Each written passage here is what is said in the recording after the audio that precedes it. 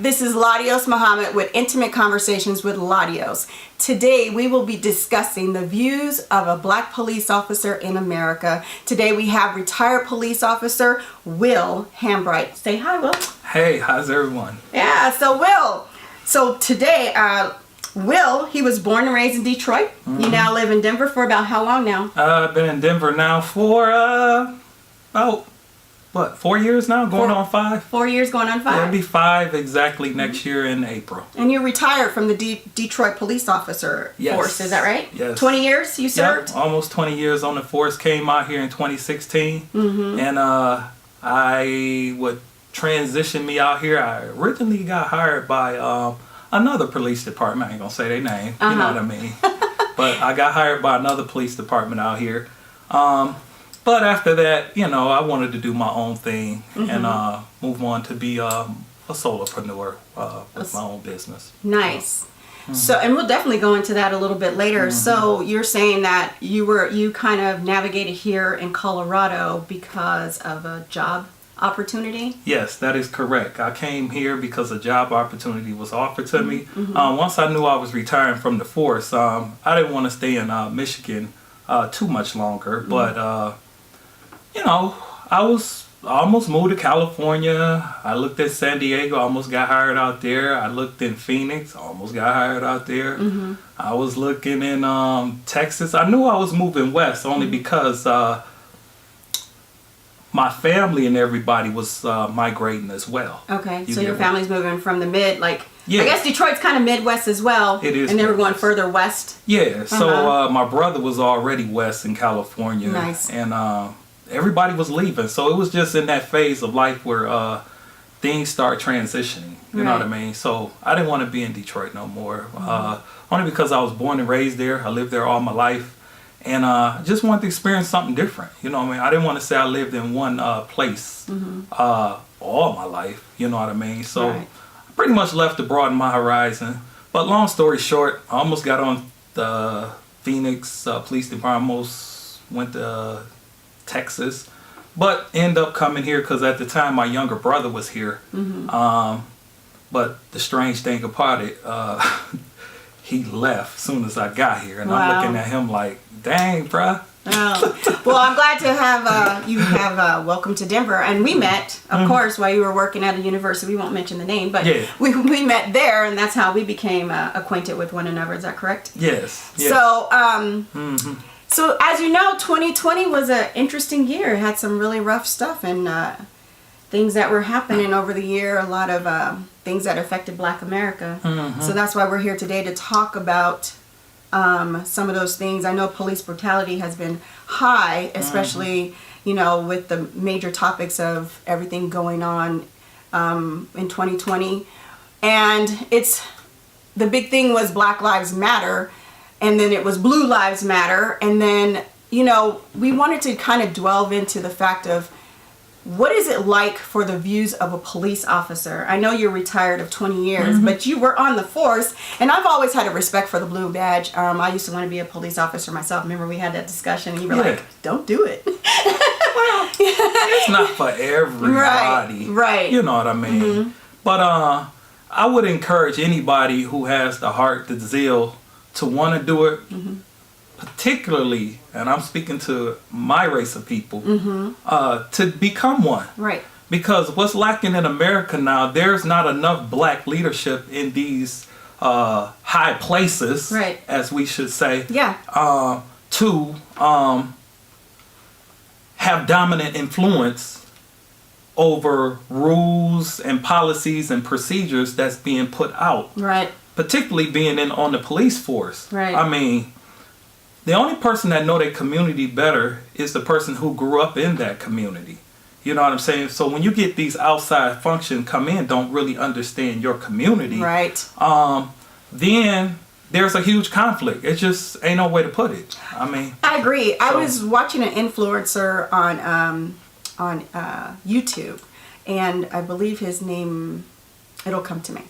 But he had a little interview segment with some police officers, and one of the things he said is they asked him, does he still get nervous when he's pulled over by a police officer? And he says, of course. Yeah. He said, so, and they also asked him, he said he had made a comment, when he's pulled over by a white police officer, he does get nervous, but when he's pulled over by a black police officer, he's not so nervous because he sees the fact that he's black first versus that he's white.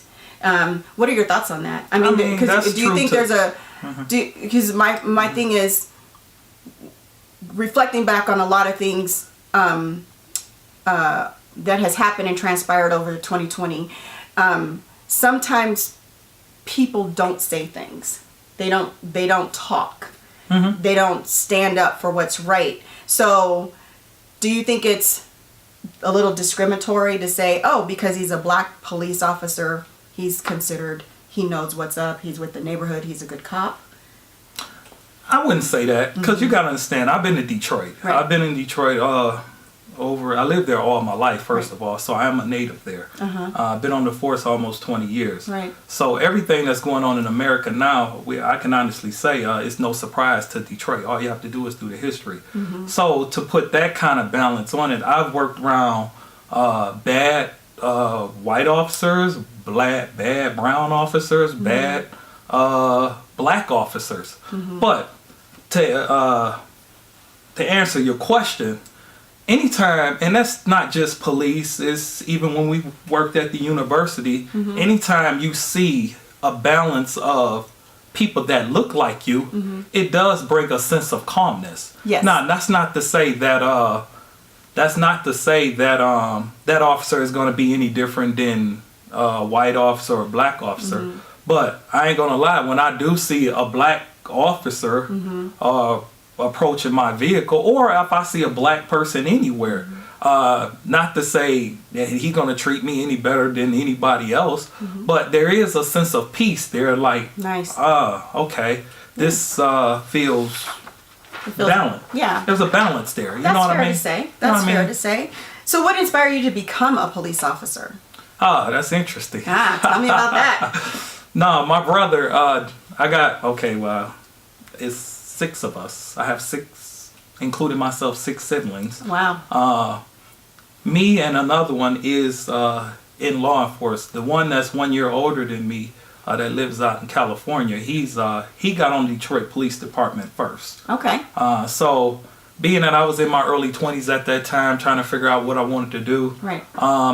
He kind of inspired me to go that route. Right. You know what I mean? And being that, I needed work, I was still at home with my mom for the most part. It was either police work or I was going to go in the military. Oh, okay. So once I saw he got on, I mean, come on. Well, I think we was making $25,000 a year back in the early 90s or whatever it was. Was that considered a lot back then? That was considered a lot back then because, The starting salary is around about 50 now. Yeah, the starting salary is pretty up there now. And now you have to have a little bit of education now. Which is good. At least 2 years. And I would say with my experience and all that at least 2 years is very, very important. And if you speak a second language, that will also bump up your salary as well. Exactly. Yes. It's the kind of field that's very linguistic. So your reading and writing skills are very imperative, along with you're going to do a little math, and because you're going to be operating on so many levels. So those skills are very imperative when being an officer. So your choices were to go to the military or become a police officer, and you served 20 years. It sounds like you really liked the job. Well, I got comfortable with the job. So what were some I'm not going to say I love the job. You get what I'm saying? But you liked it. It was, I'll just put it like this. It was a chapter or phase of my life, if that's fair to say. You know what I mean? What were some personal challenges that you had to face at the beginning of your career? I mean, it's a lot. I mean, police work is not easy work, especially you talking about Detroit. It hits you psychologically on so many levels. Right. I mean, one day it can be,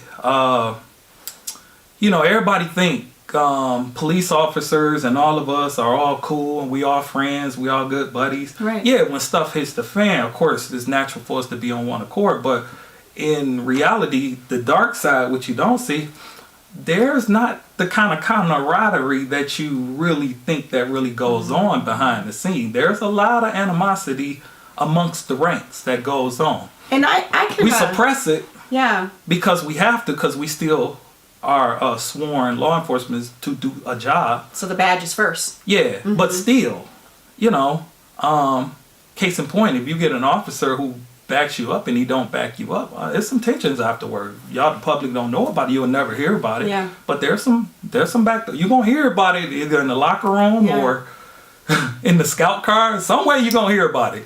I can concur with that. I do notary signing on the side, and I went to a police officer in Commerce City, and we were having a discussion, and you know, that was when, you know, everything was heightened because of what was going on last year, and he had said that he had actually worked in the Aurora police officer, the Aurora Force Police Department, and he had seen some things that were really not to his liking. Yeah. And so he's telling me this story about, you know, all of the things that weren't right, but he never told me anything about what did he do to make a change. And he said he just decided to leave and go to Commerce City.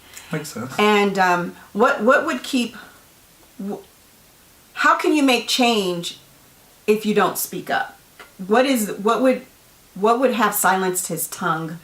I mean, that's a very good question. Because he said he wants change, he wants diversity training, he wants to understand, but if you're not going to implement what you're being taught, or if you lead a blind eye, how can you make change? Okay, that's a very good question. First and foremost, I would say, but you got to understand, being a police officer is a very, very, very extremely political environment. Yes. So many politics on so many levels that you have to literally choose your battles. I mean, especially if he's out here, I would assume, is he a black guy? He is not. Okay. He's white, he's brown? He's white. Okay. Well, even with him, I ain't going to play the race card or anything, but even his situation, in all fairness, is so political to the point where, you know, you have to learn how to pick and choose your battles, because especially if he's at a department like maybe a smaller department than one like a Denver out here, I'm a fan of more larger department than smaller department, because in those smaller departments, that's when you really have those biases, racial, whatever case may be, on so many levels of that good old boy, quote unquote, network. Yep. So even if he did try to rat or talk or snitch or whatever term you want to use, it can come back and harm him on so many levels. I can agree. Piggybacking on the reference you made earlier about the stress level of a police officer. The stress level of a police officer can hit you on so many levels. The public, you all think that being an officer, it's always the public and it's dangerous. That's not always the case. I can assure you that pretty much 90% of an officer's stress comes from his coworkers. Wow. And that's deep. And that's the untold story that a lot of people don't know. It comes from within, because some days it can come from the public too, depending on the day. Or it can come from a combination of both. Right. Believe it or not. It can be your coworker, it can be a bad partner you worked with that day. Or it can be the public, coworker, and all three all together. But at the end of the day, you have to have the strong willpower to be able to balance all that out. And that's what makes this job not for everybody. Because you're being hit on so many levels. And in conjunction with that, the scrutiny that comes behind all that is another thing. You know what I mean? You do one report, you get past that. Then once you complete that, it all starts all over again. Wow. So talking about the stressors, what were some of the rewards for you? Well, some of the rewards are, one, you serve in the community. When you're out there in the community, and like, you got to understand the demographics of Detroit. Detroit is predominantly black. You can do the research. It's probably like 90% plus or minus predominantly black. So only people I went to school with or high school with are people that look like you and me. You get what I'm saying? So that's nice, though. That would be a benefit for you. Yeah, so it was comfortable. So I'm comfortable being around my own. Right. In all fairness, you know what I mean? But you got to understand that region, too, when you're talking about Detroit, Ohio, Chicago, Indiana, the Midwest is still socially segregated. See, that's what a lot of people don't know. And that is true because I'm You from know. Ohio, and I remember being there when I was really little, visiting before I actually navigated there to live. I remember being there, playing with my auntie. She was playing with me, and it was in the middle of the night, and the KKK came down the street. Yeah. Like, openly. So, yes, and it is still very segregated in all rectums, like community-wise. Yep. It's still Socially very segregated. Yeah, very socially, and it's very prevalent. Like blacks live with blacks, white live, like all the blacks are in Detroit. Anything else, like Dearborn, that's all Arabics and, you know, Middle Eastern people. What is West Bloomfield Jews, you get what I'm saying? what does it mean know. to you to be culturally diverse? Culturally diverse, I will say, in all fairness, Colorado is culturally diverse. Right. For But within the police department, because okay. you know, within Fair question. Yeah, and that's I'm glad you did say that, because Colorado is culturally diverse. You know, we don't have like a little Koreatown or a little Chinatown or a little. I mean, we might have a little Mexican town or Hispanic area, but we don't really it's have a very small pocket. everything is very integrated. Yes, it's it not is. one thing or another. But how is it culturally diverse? Because, you know, in the last couple of years, they've been talking about, you know, equity, inclusion, diversity, and, you know, really implementing that into the police department. How do you see that? What does that look like for you? Well, let's just piggyback on the stuff going back to the Midwest. If you understand the Midwest has always been socially segregated from the days of Jim Crow. And just give you a brief little history. Right. Back during the 40s, 50s, and 60s, when Ford, General Motors, Chrysler, people migrated from the South, came to the North, you know what I mean, to get the jobs at Ford, General Motors, Chrysler. So you still have that stigma still resonate in that region. Right. So getting back to George Floyd, the stuff that's happening on their police department, I mean, it's probably kind of hard for people out here in the West to fully understand that, but that's real there. Right. You know what I mean? So to be Culturally diverse. culturally diverse, you still have that small segment of people that's And there's just foul. You and know there's what I still mean? less of us at the top, and rankings probably It's still less of us at the top. less females. Less females. So to be diverse in that sense, it's just having that community reflect the predominance of the people that live in that community. Right. I mean, bottom line. Yeah. But what you have pretty much where George Floyd unfortunately got killed, that's still not the case there. You still have predominantly one race, which happens to be white, or whatever other colors, but less blacks in a predominantly black community. in their neighborhood. So the next question is: do you feel that there's a lack of proximity between people who don't look like us in our community, in the police force? You said proximity. Yes. Could you elaborate on that a little more? So the proximity of where we live, within our neighborhoods, Not within enough. there's definitely not enough. No, it's not. I agree. Maybe not so much out here in Denver, but if we talking about other regions of the country, I would say no, it's very less. Okay. And we'll be back.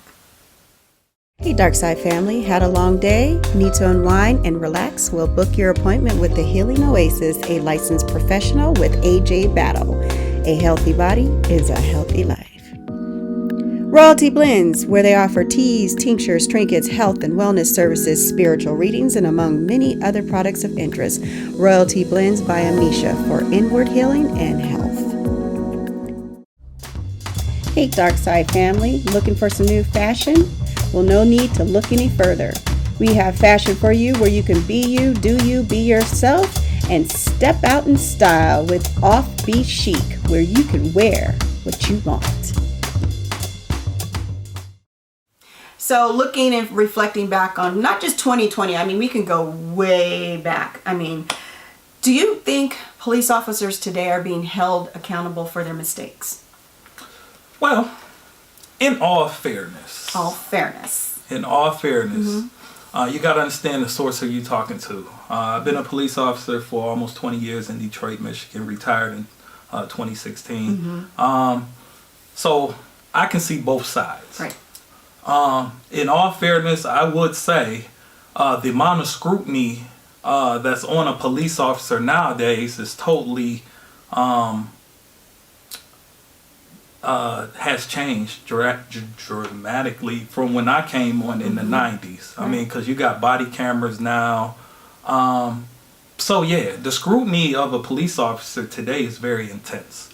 It's almost to the point where, I'm going to be honest with you, in all fairness, unless you got the guts and the willpower to do that kind of job, I don't know why anybody would want to be a police officer, truth be told. Right. So yeah, there is intense scrutiny. The public may not understand it, or the public may not see it because they're not privy to certain things, but being that I've been on both sides, that scrutiny is very intense. Now, the problem that comes into play now in conjunction with that is that system or that good old boy network that happens internally.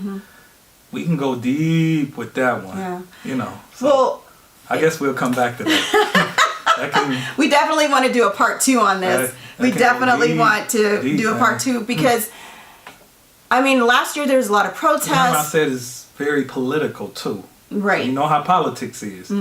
Politics usually ain't about policy and procedure, right and wrong. It's, hey, I know you. And I'm so glad you mentioned that because, it's who you know, not what you know. And I'm so glad you mentioned that because if that's the case, and always has been the case, and has actually been the history of the police department and the force, what does justice really look like us for Black America? I mean, what does it really look like for us if it's, you know, supported by politics and the good old boys club and, you know, the stressors behind the badge? What does it look like for us? Do we have any type of chance when it comes to, you know, police officers in That's a in good America? question. You know, how does that work for us? So you're speaking in context of police, right? Yeah. So justice for us, it goes back to what I piggyback on in the beginning. Right. We can't no longer be hating the police. Exactly. You see injustice out there. There's a lot of authors out there. Can't say any names at the moment, but if you want to change something, you got to become part of the solution. Exactly. Period. So I'm pretty much for anybody become a police. If you got the guts, you got the education, it pays good. It's a good job. It is dangerous. There is risk. There are risks. But if you want to be that change in your community, become it. Because we need you. You get what I'm saying? So if you're not there to invoke or influence that kind of change, then you ain't doing nothing but what we doing now. Just screaming in the background. Yeah. Marching. You know what I mean? Which is nothing wrong with that. But there is if there's no agenda to it. And there is if they make it a fiasco. And make it a parade and, you know, holding up signs. There is, but if you have an agenda of your march and that you're presenting to Congress or whatever, there's a reason for that. Exactly. But you said something important about making change. Now, not everybody wants to be a police officer. True. So there's other ways, I'm sure, to make change, like learning your laws. You know, knowing your laws. I'm glad you and laws are not the same in a state like right here in Colorado versus Detroit. They might be slightly different. They are slightly different. And so knowing your laws as your citizen, you know, and not just going on YouTube and getting some information. So one of the things that happened last year was Ice Cube did a contract with Black America. And before you get into that, let me just piggyback on, you touched on a very key point there. Sure. The one thing, the problem with Black Lives Matter and all the stuff that's going on in America now is because at the end of the day, us citizens don't know what a police officer can and cannot do. Exactly. So yes, change is now today is, know your laws. Know your law. Know when a police can search and frisk your car. Know what they can do and what they can't do, because everything they do, they have to justify it with a reason. Period. But everybody don't know that. Yeah. So you have to know your laws, know when they pull you over on the traffic stop, there's laws that governs all of that, their action. Right. So the better you learn that, the better it would be easier for you when you get stopped by an officer. You ain't got to be scared of the police. I'm not scared of them when I see them. Well, because you was a police officer. But still, you made the reference earlier but, that I me, still get nervous when a cop pull me over. Do That's you really? that's natural. Okay, so But at the end of the day, I looked them right in the eye. Hey, how you doing, sir? well, see, Don't be scared to talk to them. They're human beings just like you. I want to definitely make sure we come back to that about the fear, because that's very important. You ain't got to be scared of the police. And you really don't. And I definitely make sure we come back to that, because we're going deep. But we talked about making change, and Ice Cube, he did a contract with Black America, and of his, there was about 9, maybe, and they were adding on throughout the years, so there might be 12 or 13, at this point. But one of them was about police reform, and he had mentioned mandatory malpractice insurance to be carried by police, like lawyers and doctors do. This protects victims' ability to collect on bona fide claims and insurance to be paid by the police department. How do you feel about that? Mandatory malpractice insurance to be carried by police officers, which I thought was interesting. That's interesting. What I like about the contract with America, I hate that. I mean, there's some good ideas in there. Right. Yes. Police reform. Improvement can take place on so many levels. Yeah. One of them was, mandatory dashboard and body cams. So in the event that they're turned off, and the incident results in a serious injury or death to any suspect or witness, it will be considered a felony, punishable by prison unless proof of malfunction. I think that was good. Very fair. That's very fair. Because some would be like, "Oh, my cam went off," and it's no, that's. Is it possible for the cam to have a shortage in it? Anything's possible that's man-made. You know what I mean? I mean, come on now. Yeah. It can be. But that seems to be some of the things, like, it went off. But technology is so extreme now that you can remote operate stuff.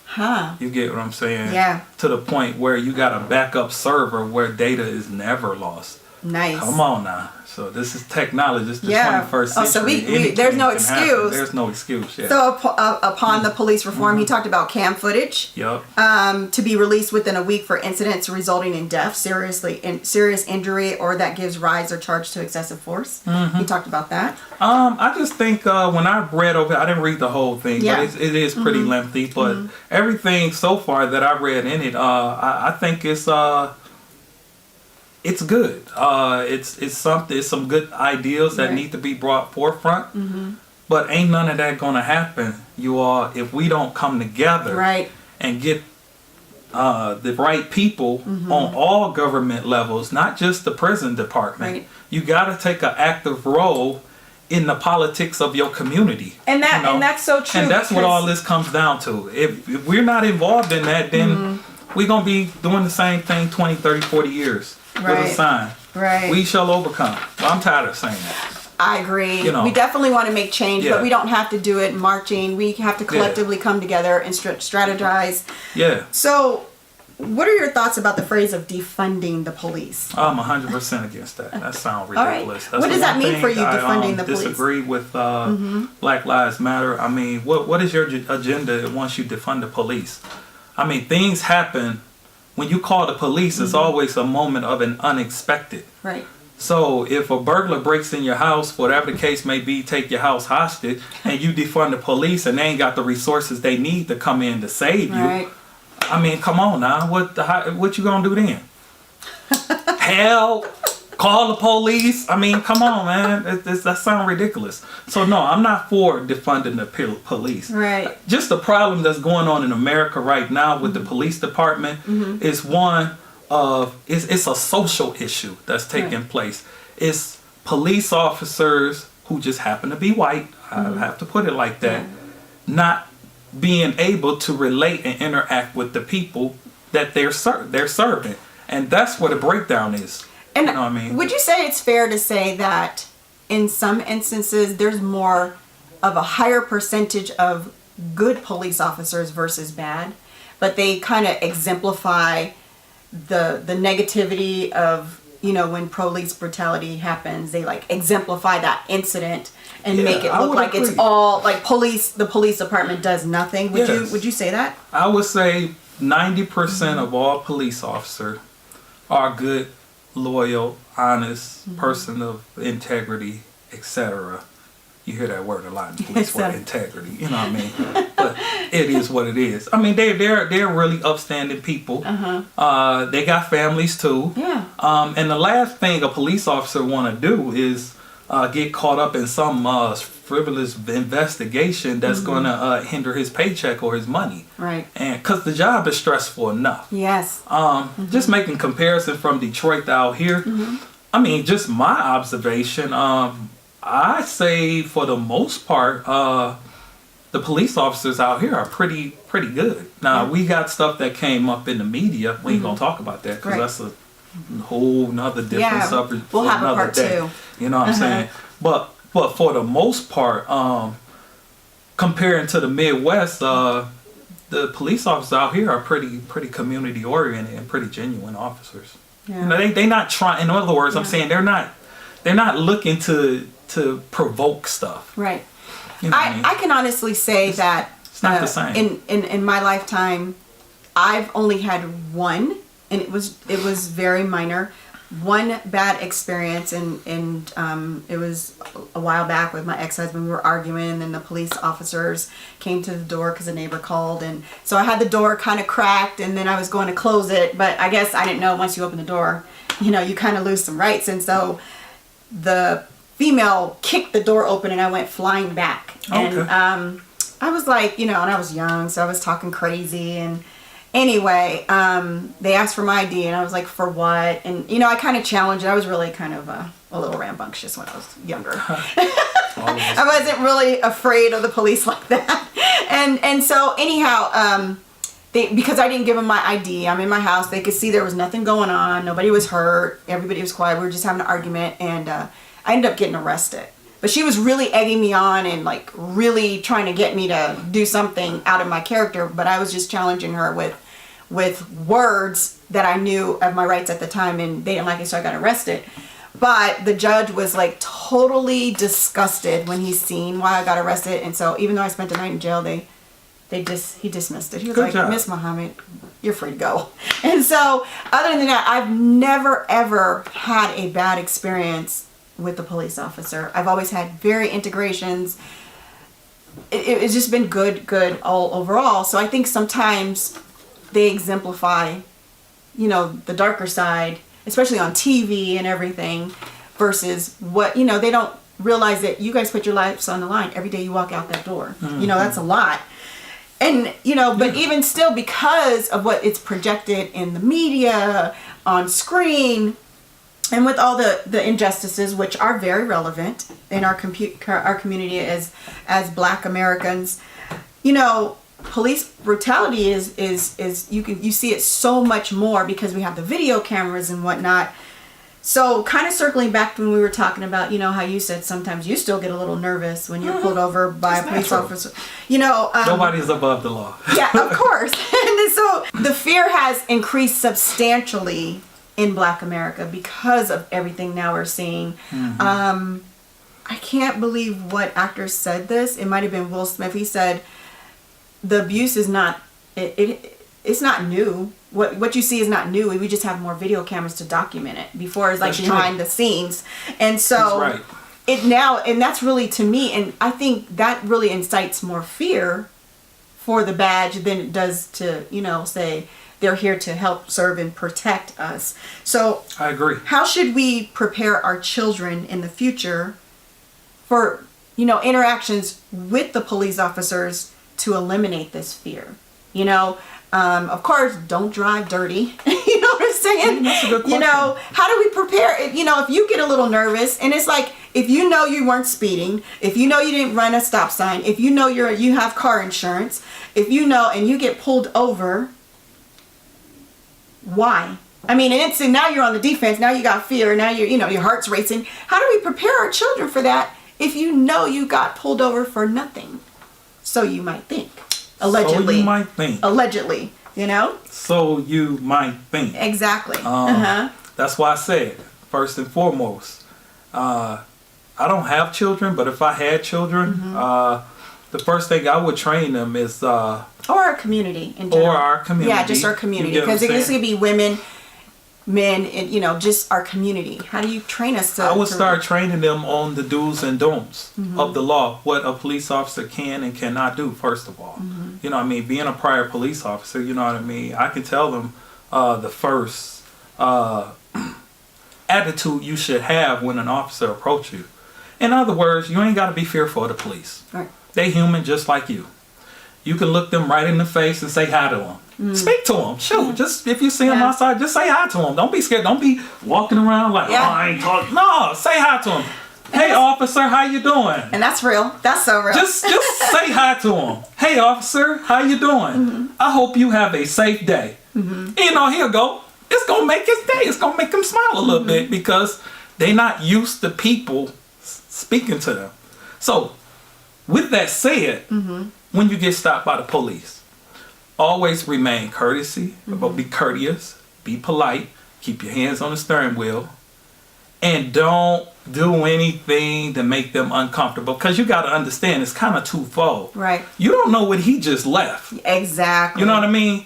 He could have just left a domestic violence where his partner or some, I've been to stuff like that, so I know what I'm talking about, where his partner almost got stabbed and he had to subdue and wrestle the person to the ground. And you don't know what he just left prior to. Right. So the first approach is always to be humble and be kind. Right. Yes, sir. No, sir. Keep your hands on the steering wheel.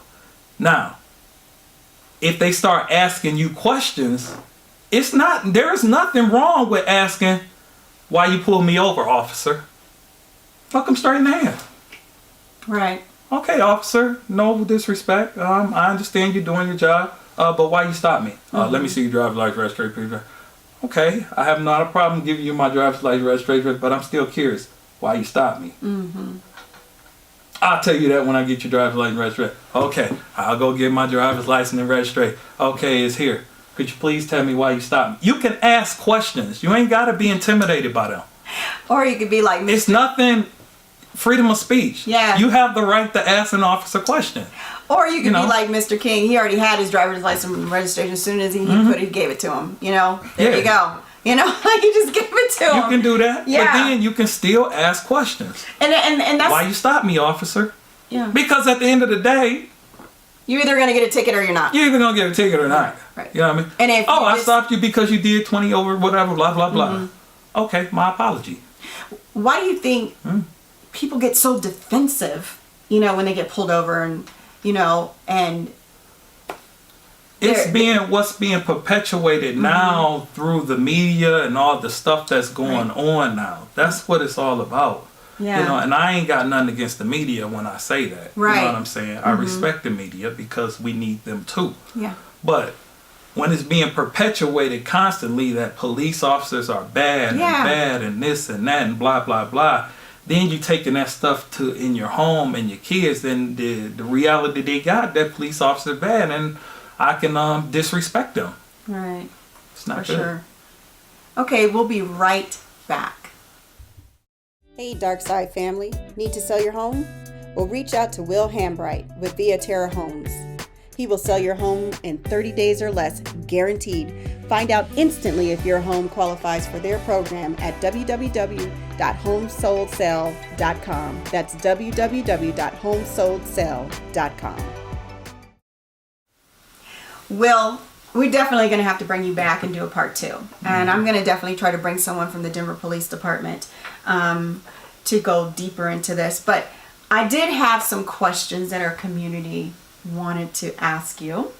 So we're going to start with more of a simple one. What does it mean to be a police officer in your eyes? Ah, man, you took me. That's the first question they asked me when I got hired.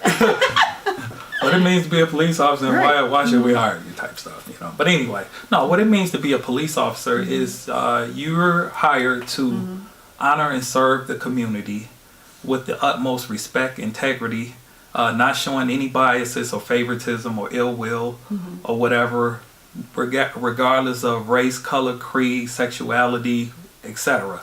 You know what I mean? And your job is to enforce all the laws of the land, but from a fair, balanced, and upright position.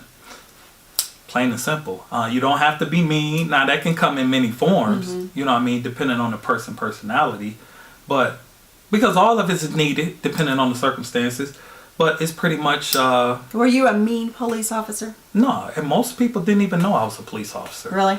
The way you see me now is pretty much the way I was when I was an officer. Really? Nobody knew I was a police officer. Even in the community?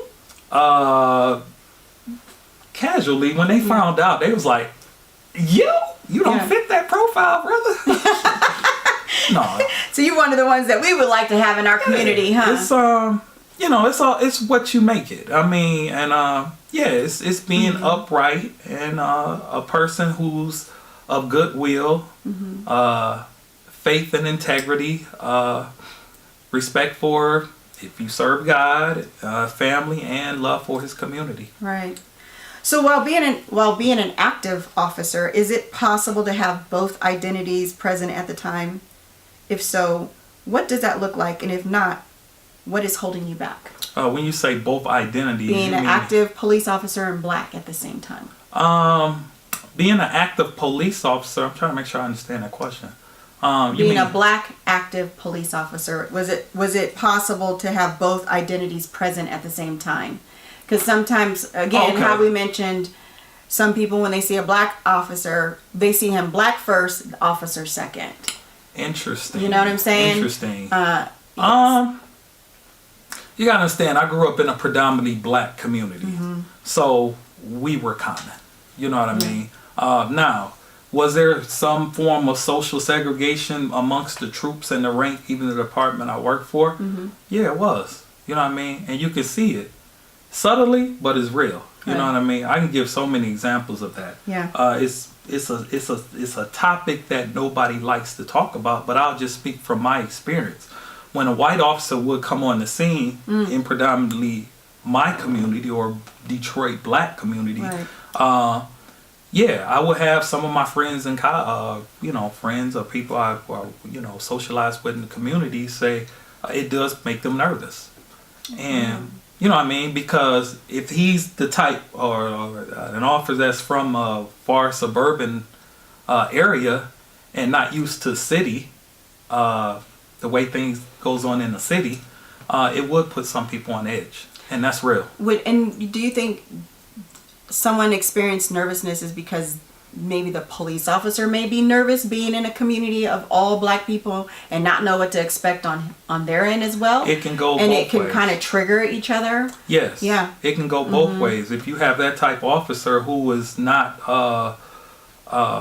born and raised in an urban area like Detroit, who's probably not used to seeing a burned down building, or who's not used to seeing homeless people, and I will say homeless people are a lot different there than they are here. Yeah, homeless people here in Colorado, to me, look a lot cleaner than there. Just my input, but it's a lot cleaner here. Yeah, the homeless people here looks a lot cleaner than in Detroit. Detroit. Yeah, they look like it's worse than that. I think so. Yeah, in my opinion. And to me, we have such a high homelessness.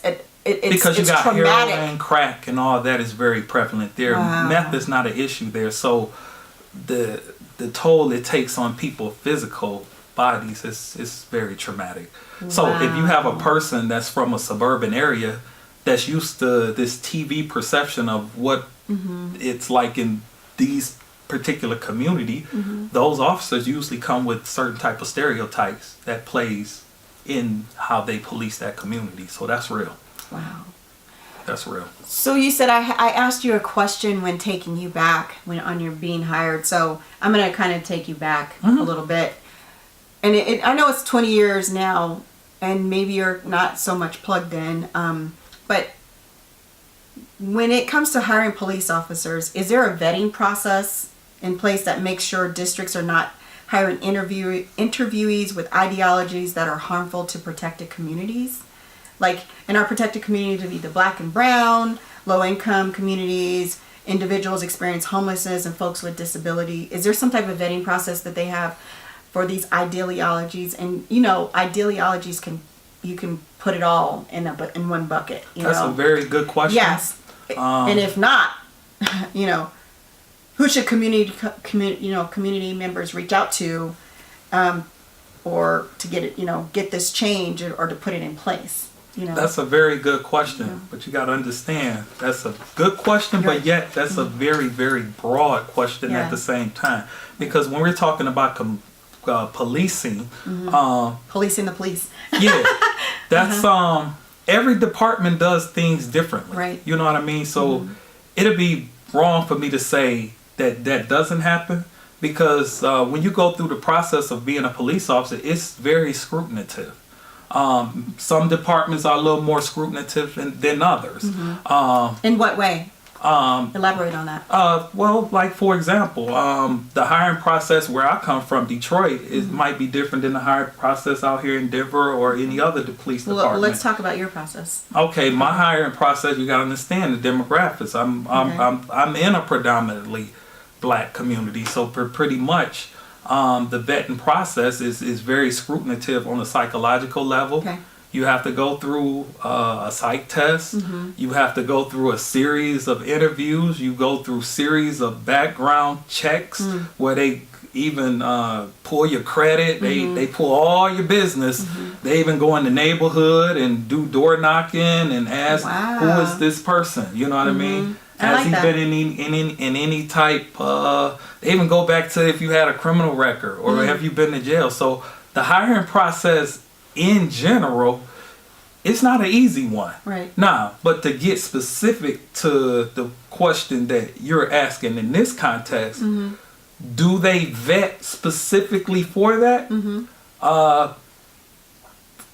My experience, I would say in that context, when I came up, no, they don't. But I can't say that for, like, if you go to California or somebody else, their vetting process may be seriously geared toward that. Right. You get what I'm saying? So it can vary on so many levels. It just boils down to whatever, I guess, the demographics of that police department and their makeup of that community. Right. You know what I mean?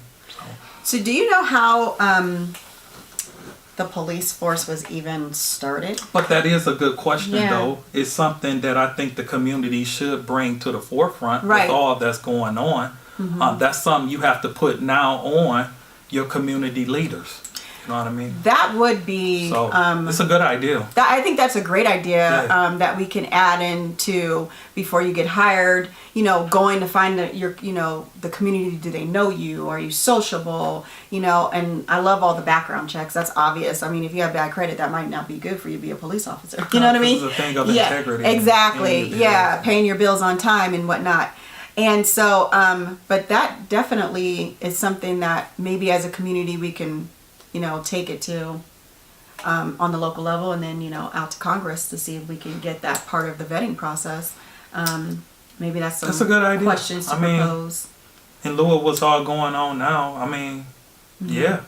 So, because my thing is, my show is, yes, we come in and we talk about intimate conversations and details and subjects, but I always like solutions. And so I think that was, something that we can add to the table of solutions. I feel like you've really framed what it was like a day in a life for a black police officer, even if it's in Detroit. And yes, the demographics could be slightly different, but the risks are still the same. The risk is still the same. The risks the are still stress the is same. still the same. Yes. Even when I came out here briefly, even though it wasn't intense as far as crime concerned out here, crime numbers are not as high as in Detroit. Right. But the stress level still was the same because, one, the politics increased a lot more out here. The paperwork increased out here. The way we police back there, we ain't so much concerned about the small stuff. Like, you will never send a police officer to a dog barking complaint. Really? Or, no, man, it's too much. We wouldn't even waste our time with But why? Like I called the police. I'm a citizen. No, your dog is barking too much. No, but you got to understand the demographics of crime that's there. They're going to prioritize. They got go to a shooting, a stabbing, a more high priority type crime than a dog barking complaint. They'll send a community liaison to that, but they're not going to send a cop. Now, if your kid or something is not being bit by the dog, because the vetting process through the 911 dispatcher is going to screen all that. Is anybody hurt? Is anybody injured? Right. No, he just barking. Okay, we'll just send a community liaison. So, and that's cool because we're still talking about the vetting process. But on top of that, do you know how the police force was actually formed? Do you know the history of the police force? How it was formed? Yeah. Is that a yes? Gotta do a little more research on that. Okay, I'll tell you a little short. A little more. I'm not gonna go in detail, but I'm gonna tell you a little bit short. Okay, so long time ago there was no laws, and so then they started having men that they called watchmen to watch around in the neighborhoods because there was a lot of crime and little things going. That's true. The watchmen were lazy. They either drank too much, fell asleep, and they weren't really watching. And then it kind of evolved where they had bounty hunters to go get the slaves that were runaway slaves. Mm-hmm. So these bounty hunters were starting to go get slaves for runaway slaves, and then eventually they turned into policing the slaves, runaway slaves, as bounty hunters. And then it evolved from there. Mm-hmm. But over time, of course, it was also funded politically, like you said. It was politically funded by politics and mayors and so forth and stuff. But that's how a little bit of history, and I'll put a link in there so you can see it. That is correct. Yes. I've heard it before. Yeah. But you know what? I always like to end my segment with a game, and the game is always related to the entertainment world as well as fun facts as our topic. So now you are going to have to get 70% so that you can get an awesome prize. 70%. That should be easy. How are we doing on time, Mr. King? Cool. All right. So, number one, you're going to choose A, B, or C. What dynamic duo, Bad Boy for Life, gross opening weekend? Okay? 52 million, 62 million, or 37 million? Ha! That's a good question. Bad Boy for Life. Yes. I'll just go with B. What is that? 62 million? Yeah. Ding, ding, ding, ding. You're right. Okay. Okay. If you say so. What is the most dangerous city in Colorado as of 2020? Last year, as of 2020. Really? Okay. Colorado ain't got no dangerous city. Well, we're gonna tell you there is the Colorado don't even have a ghetto. We don't have projects either. So they ain't even got a hood. Yes, we don't have a hood, honestly. So what is the most dangerous city in Colorado? This is as of 2020, and this was from the Electronic Systems for Travel Authorization. A, Glendale. B, Aurora. C, Pueblo. Really? Pueblo? Really. Wow. Interesting. Okay, Glendale is out. Okay. I ain't about to go there. Have you been to Glendale? I drive through there all the time. Okay. I feel safe. Okay. Aurora is mostly publicity. Uh-huh. With going on, stuff with the police and all that. Yes. But I wouldn't call it. I have to say Pueblo. You are correct. Pueblo is the number one dangerous city as of 2020 in Colorado. Glendale was number 6. Aurora Really? was number 5. Really? Aurora? Aurora was number 5 on the top 10. Wow, I'm shocked. All right. So, number 3. There was a movie called Thug that includes a cast Amelia Steinberg, Regina Hall, and Russell Hornsby. What does Thug stand for? Lord. Yeah, I know you've seen the movie, right? No, I haven't. Oh, well, you need to see the movie. But what is it? Thug. I'm going to pass on that one. You gonna pass on that one? I'm not a thug. Thug stands for the hate you give. Really? I didn't know Okay, that. well, you just learned something new. The hate you give. Yes, the hate you give. All right, number 5. Who was the first recognized African American police officer in Detroit? A, L.T. Tolliver in 1883. Wow. B. Coleman Young. C. Ella Bully Cummins. Wow. Wow. I know Miss Ella Bully Cummins. You know her. That's Yeah, impressive. I know the We got a police celebrity here. Okay, who was the first African, who was the first recognized African American police officer in Detroit? I would have to go Ella Bully Cummins. She was the first. She was the first female chief. Yes. Coleman Young was Detroit's the first mayor, but L.T. Tolliver in 1883 was the first recognized African American police. I should have known that. You should have. Yeah. You said you were Now- born and raised in... Now, when I think about it, I've seen his pictures. Yes, on the come flights on. around. Well, what you doing here? All right. Well, it has been, what, 5 years No, now. you were I've been born retired, and you know. raised. Come I've on. been No retired. excuses. Retired, man. I ain't thinking about that. No. Okay, number 6. The movie. This movie is an African American police officer from Colorado Springs successfully manages to infiltrate the local Ku Klux Klan branch with the help of a Jewish surrogate who eventually becomes its leader, based on actual events and directed by Spike Lee. Yep. All right. Was it named Clockers? A. B. Inside Man. C. Black Klansman. Black Klansman. Yeah. Ding, ding, ding, I saw ding. the movie. So. Okay. All right. You saw the movie this I time. just saw that movie. I was like, really? I was living in Colorado Springs at the time. That kind of surprised me. Oh, yeah. It did surprise me too, because I didn't know that either. But that was kind of neat, huh? All right. 7. This is an African American entrepreneur, philanthropist, and community activist in Colorado Springs. You know I'm hitting Colorado Springs because you live in Colorado Springs, right? I don't live there now. Oh, you moved? Yeah, I live in Aurora. Oh, Lord. Yeah. You moved to Aurora. Well, at least you're closer to me now. I live in, you thought I drove up here from Colorado Springs? Hey, I thought you liked me like that. No. No, you didn't like me like that? I or live no? by the Gaylord. The Gaylord. Green Valley Ranch area. Okay, I know where that's at. Okay. So, Funny. well, yeah, I'll live down there now. we're waiting for you to make us dinner. Okay? What's up with that? Invite us for a housewarming party, something. I told you it was too far. I will be right back. Hey, Darkside family. Need to sell your home? Well, reach out to Wil Hambright with ViaTerra Homes.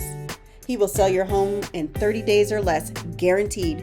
Find out instantly if your home qualifies for their program at www.homesoldsell.com. That's www.homesoldsell.com. Hey, Darkside family, looking for some new fashion? Well, no need to look any further. We have fashion for you where you can be you, do you, be yourself, and step out in style with Offbeat Chic, where you can wear what you want. Okay. All right. Okay. All right, we're back. You ready to do this? Yes. Okay, now you got to get 70%. So stop playing. Stop playing. All right. Okay. All right. Great. Number 7. An African American entrepreneur, philanthropist, and community activist in Colorado Springs. She is best known as a proprietor of the Cotton Club, an early integrated jazz club in Colorado Springs named for the famous club in Harlem. What is her name? A. Fannie Mae Duncan. B. Clara Brown. C. Justine L. Ford. Justine L. Ford. Ford. Ford. You sure? It's your final answer? Actually, I'm not sure, but I'm going to say yes. Okay. Final answer.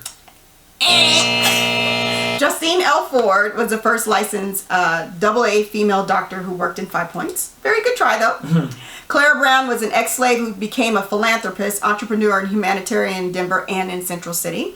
And Fannie Mae Duncan is the answer. Fannie Mae Duncan. Yes. Didn't know that. She came up from the South. Interesting. Yes, yes. Okay, where we at? 3 and 4? 3 and 4? Is that right? 3 and 4? Okay. 8. This was a 1980s English rock group, and one of their hottest hits was Every Breath You Take. What is the name of the group? Come on, you got to know this. Every breath you take. Hey. Every smile you make. I'm trying to get it coming. Every smile you make. Every step you take. I'll be watching you. Come on. Who is that? Oh, you better know. Oh, can't you see? It had Sting. You belong to me. Is it Sting? No. Well, that's the lead singer of the group. Nah. Come on. Is that Police? Yes! I was gonna say. Okay. Police. The Police. Police. Oh, Police. Yes. That song still is the bomb. That song is the bomb. But if you even think about the words, he's actually a stalker. Listen to the words. He's a stalker. I'll be watching you. See, I don't even like it no more. Yeah. Oh, Lord. All right. He's stalking her. All right. Number 9. What does He's a stalker. Yes. Dang. That does mess you up. I know. And you know who messed me up with that? Mr. King. Because I was like, no, I like that song. Oh. Yeah. He's a stalker. I'll be watching you. It is. Yeah. Every breath you take. I'll be watching you. Lord. It messed you up, huh? Yeah. I still like the song. I still like it. Yeah. I also like the version that Faith Evans did with Diddy. Okay. Number 9. What does 3511 mean in police terminology? 3511. It was a terminology they used. 3511. It's a 3511. We don't use those terms. At least where I come from. To my police code? It's a police code. 3511. 3511. I don't know. A vehicle has been impounded for a mandatory of 30 days. Okay, see, you gotta give me another answer. That's probably here in Denver, man. We don't use them two terms in Detroit. What's the code you use? We don't use 3511. What do you use? We just say vehicle impound. We just say it for what it is, man. We Don't you have to put it on paperwork or something? You do, but What it is, a 3511, right? we just say what it is. But is it put on paperwork? We don't use 35. Okay, well. Every department has different procedures and rules and policies on how they conduct their department. Okay. Well, you got some She bonus. needs to get another one question than that. You got some bonus questions that you can make up. All right. He still got it wrong. How many he has right, Mr. King? That was number 9. I think he got like 4. He's 5 for 4. 5 for 4. Okay. You That supposed to ain't get good. 70. That's not good. You live in Denver now. I'm so sorry. The laws in Denver are different than Lord. Detroit. Yes, they are very. I don't think you're like, you don't They have 6 felonies. We only have felony and a misdemeanor, period. See, there you go. Know Y'all your got laws. 6. Didn't Y'all we got talk about know your felony laws? 1, 2, 3, 4, 5, 6. 6 felonies, and all of them have different. And he knows this, but he didn't know 3511. It's still wrong. Okay, listen. All right, fine. Keep it going. Keep it going. Name all of the Law and Order shows. There were 3. No, there were 4. Law and Order. That's one. I don't watch Law and Order. This one I expected you to get wrong, but I don't watch TV like that.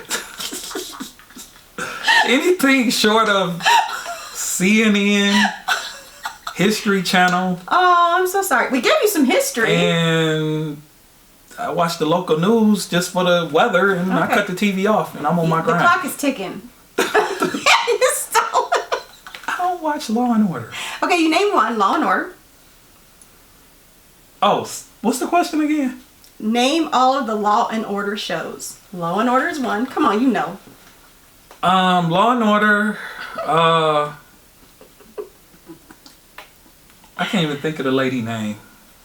The lawyer, the corrupt lawyer lady. Eloise, Illinois, whatever. I don't know. Forget Yeah. it. I don't know. Okay, so you going out like that? Yes. Okay.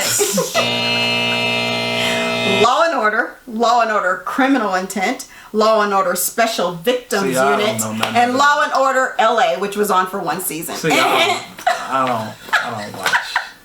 I don't even watch that stuff.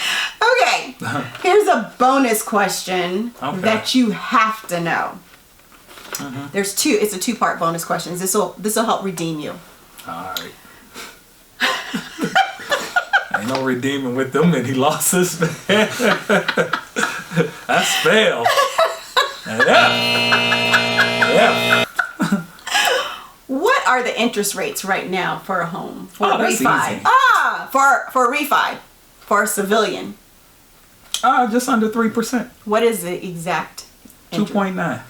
What's the exact today? Interest rate? If I close today, what would be my interest rate? 2.75. Okay. What is it for a veteran? Dang. I'm trying. Getting technical? It's lower than that. What? 2.1.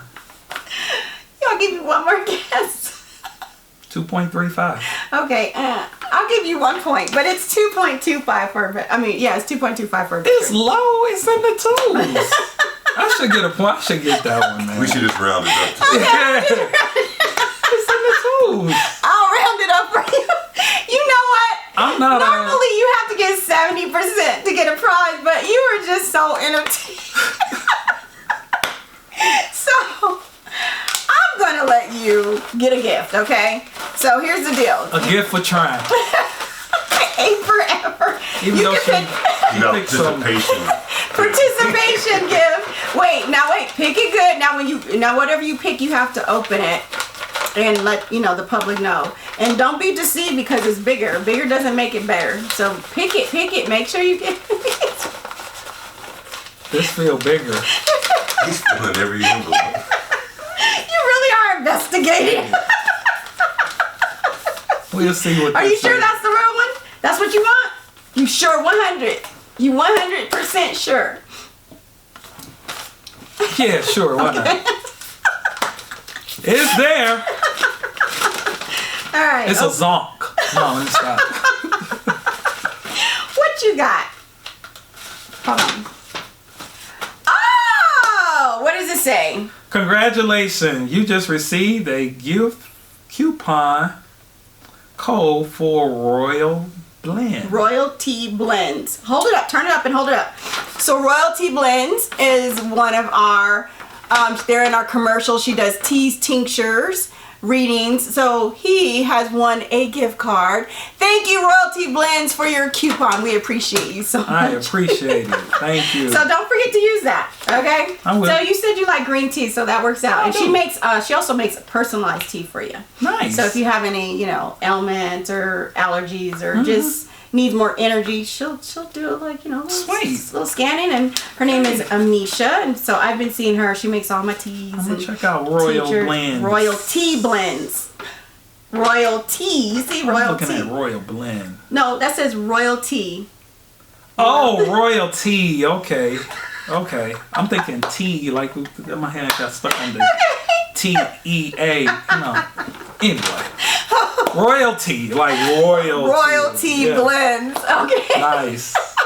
Well, it has been a pleasure. We Yes. definitely are going to do a part 2 and possibly a part 3, but we're going to bring in a Denver police officer and we want to expound on that. This is exciting. Thank you so much for your input. But before we go, a couple of things. You have any shouts out for a black business?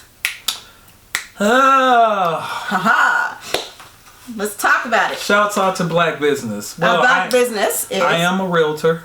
What's the name of your company? I'm with ViaTerra Real Estate. We located in Centennial, Colorado. I'm serving all the Metro Denver area. Okay. So if you're looking to buy or sell your home, give me a call. There you go. 720-661-2060. HomeSoldSale.com. HOMESOLD. Did I say that right?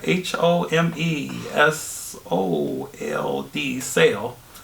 SELL.com. We'll also have it below, and his we have a commercial in there for him, so you probably seen it already. But thank you for that. And also, before we close out, what are some words of wisdom, some food for thought that you want to give our viewers in regards to our topic or just everyday life? With everything going on, something positive that you can tell our people. Look into the camera. Let them Just in know. lieu of what's going on, you don't have to be discouraged about what's going on. Particularly here in Colorado, just continue to educate yourself. Learn what a police officer can and cannot do. and just be respectful in the process. The whole thing is all about education, and most people, I think the frustration is right now is the average public just don't know what a police officer can and cannot do. I think once the public get educated on the laws and procedure on what a police officer can and cannot do, I think it'll make the community relationship with police officers a lot better. And thank you so much for that, Wil Hambright. Also a realtor. We appreciate you. Thank you so much for joining me on Intimate Conversations with LaDios. Remember to operate from love and not fear.